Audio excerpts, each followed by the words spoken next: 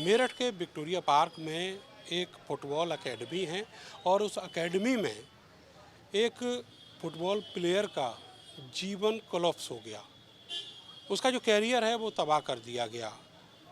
महज 15 साल की एक बच्ची जो वहाँ पर ट्रेनिंग करती थी और वहाँ पर पसीना बहाकर उसने स्टेट लेवल तक का सफ़र तय किया और पिछले करीब 1.5 साल पहले उसको उसी एकेडमी से अपमान करके निकाल दिया गया। मेरे साथ वो बच्ची है, पूरी कहानी उसी से सुनेंगे। बेटा ये बताओ कि हुआ क्या था? मैंने 2022 में एकेडमी ज्वाइन की थी दिसंबर में। और मेरे साथ अच्छा होता रहा। देन कुछ दिन बाद जो कोच थे उनकी तरफ से अश्लील बातें होनी शुरू हुई। और फिर उसके बाद उन्होंने हरेसमेंट करने की कोशिश की, ज़बरदस्ती करने की कोशिश की। और ये बस मेरे साथ ही नहीं हुआ, ऐसी कई लड़कियों के साथ ऐसा हुआ है जिसका मैं नाम नहीं ले सकती, क्योंकि वो लड़की बस अपने आप को छुपाना चाहती हैं इस कारण। और अब उन्होंने मुझे एकेडमी से निकाल दिया था अक्टूबर 2024 को। जब उन्होंने मुझे एकेडमी से निकाल दिया तो हर जगह उन्होंने मुझे बदनाम कर दिया था, लड़की बदतमीज़ है और ये वगैरह वगैरह। फिर कुछ दिन बाद मैं दूसरी एकेडमी में गई, तो वहाँ पे भी मैंने एकेडमी ज्वाइन की। फिर वहाँ जब मैंने ज्वाइन की तो वहाँ के कोच ने भी ऐसे ही करने की कोशिश की मेरे साथ। फिर मेरठ के यहाँ से मेरा सारा फुटबॉल का करियर ख़त्म हो चुका।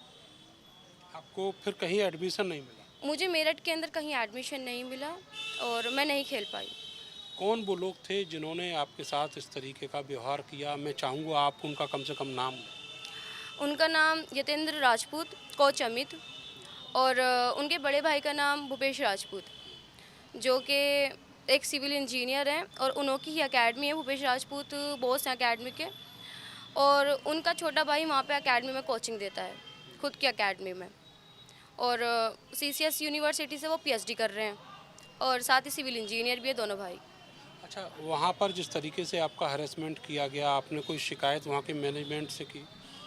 मैनेजमेंट से सर मैंने कोई शिकायत नहीं की। अब मैंने उनके बड़े भाई से ही बोला था। जब मैंने उनके बड़े भाई से बोला था तो उनके बड़े भाई ने मुझे एकेडमी से निकाल दिया, ब्लॉक कर दिया, चारों ओर से ब्लॉक लिस्ट में डाल दिया। मैंने अपने पेरेंट्स को भी नहीं बताया। मैंने पेरेंट्स को इसलिए नहीं बताया कि मेरा फ़ुटबॉल का करियर आगे भी ख़त्म हो चुका है, इस वजह से कि वो खेलने भी नहीं देंगे कि अगर आपके साथ अब यहाँ हुआ है तो आगे भी ऐसा होगा। अच्छा ये बताइए कि वहाँ जो कुछ आपके साथ हुआ, किस तरीके का उनका इंटरेस्ट था? क्या दबाव वो लगातार आपके ऊपर बना रहे थे और ये कितने समय तक चला? ये मई से अक्टूबर तक मेरे साथ ऐसा करने की कोशिश की गई, पर मैंने ऐसा करने नहीं दिया उन्हें। मैं दूर रही उनसे। लेकिन वो जब भी ज़बरदस्ती करते थे, वो रोम पे ले जाने तक की बात करते थे। मैंने मना किया उनसे, मैं नहीं जाऊंगी, बिल्कुल नहीं जाऊंगी। तो उन्होंने मुझे फिर बाद में ब्लॉक ही कर दिया। और जब मैंने उनके दोस्त और भाई से बताया, उन्होंने मुझे बस निकाल दिया अकेडमी से। अच्छा, आपके पास किस तरीके के प्रमाण हैं, जो एविडेंस हैं वो क्या हैं आपके पास? मेरे पास रिकॉर्डिंग्स हैं और चैट्स वगैरह हैं मेरे पास। और उसने कुछ फ़ोटोज़ भेजी थी, वो है मेरे पास। और जो विक्टोरिया पार्क के वो हैं, सॉरी उनका नाम नहीं पता मुझे, पार्किंग के अंदर काम करते हैं, तो वे हैं मेरे पास। अच्छा एक चीज़ और बताइए कि इस पूरे प्रकरण में आपने कभी ये मन बनाया कि अब आपको पुलिस से शिकायत करनी चाहिए? मैंने पहले शिकायत की थी चाइल्ड लाइन पे, सीडब्ल्यूसी पे। तो उस टाइम पे उन्होंने मुझे धमकी दे दी थी कि खेलने तो क्या, जीने तक के लायक नहीं छोड़ेंगे हम। और मेरी मम्मा ने केस वापस ले लिया वहाँ से। फिर बाद में कि लड़की का आगे करियर ख़त्म हो जाएगा। और अब जाके मैंने फिर से केस किया है, क्योंकि ये अच्छी अच्छी साजिश से चल रहे हैं बच्चों के ख़िलाफ़। और अगर ये मेरे साथ हुआ ऐसा, आगे किसी और के साथ भी होगा। अभी 2 साल हुए हैं मुझे, 2 साल बाद में केस कर रही हूँ और मैं पूरे कॉन्फिडेंस के साथ केस कर रही हूँ। मतलब ये जो स्थितियाँ बनी हैं अब, तो अब आपको किसी तरह का डर है? नहीं, मुझे किसी तरह के कोई डर नहीं है। मैं सुरक्षित हूँ। और अगर डर होगा तो पुलिस मेरी मदद करेगी। मुकदमा आपका दर्ज हो गया है, आरोपी नहीं पकड़े गए हैं अभी तक?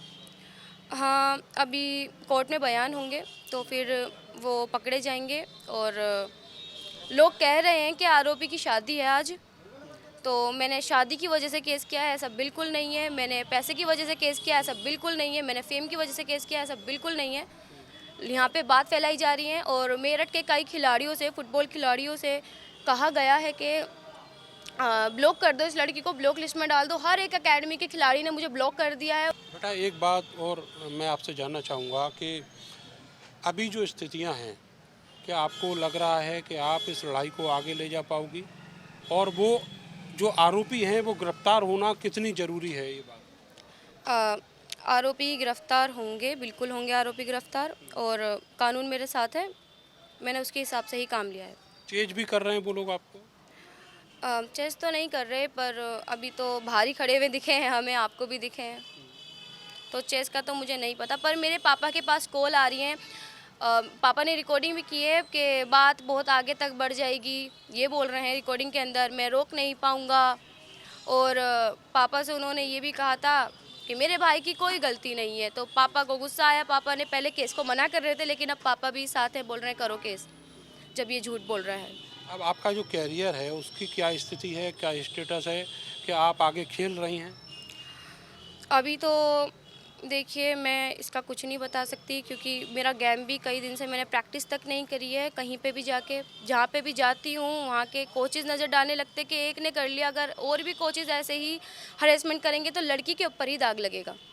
ये सोच के और कोचेज़ ने भी ऐसा किया है। मेरठ के मैं कहना चाहूँगी कि यूपी के में ऐसे कई कोचेज़ हैं जिन्होंने ऐसा किया। और अभी एक नेशनल टीम गई थी, एक कोच था वहाँ पे।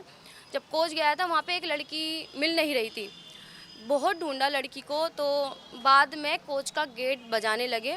कोच का गेट काफ़ी देर बाद खुला। जब देखा तो जो बच्ची थी वो अलमारी के अंदर से निकली, कोच की। और यूपी के अंदर ऐसे कई कोच हैं, कई कोचेज़ हैं ऐसे, और मैं कहना चाहूँगी कि हर जगह होते हैं ऐसे कोचेज़, लेकिन यहाँ की स्थिति ज़्यादा ख़राब है। एक आखिरी सवाल मेरा ये है आपसे कि क्या आपका सिलेक्शन नेशनल के लिए भी हुआ है? लास्ट में ऐसा हुआ था, जब मैं स्टेट लेवल टीम खेल रही थी, तो जब मैं खेल रही थी तो लास्ट में मेरी थोड़ी तबीयत ख़राब हो गई थी। तो लास्ट के टाइम पे हमने गोल खा लिए थे 5, जैसे ही मेरी तबीयत ख़राब हुई, तो उस टाइम पे मेरा सिलेक्शन होते होते ख़त्म हो गया। तो ये एक पीड़ित की कहानी है, और छोटी बच्ची है, 9th क्लास में वो पढ़ती है और अपना कैरियर देख रही थी फुटबॉल की दुनिया में। लेकिन अब स्थितियां ये हैं कि वो कोर्ट कचहरी के चक्कर लगा रही है और इंसाफ पाना चाहती है उस कोच और उसके साथियों के खिलाफ जिसने उसके साथ ज्यादती की है। कैमरा सहयोगी सानू के साथ मैं नरेंद्र, भारत समाचार, मेरठ।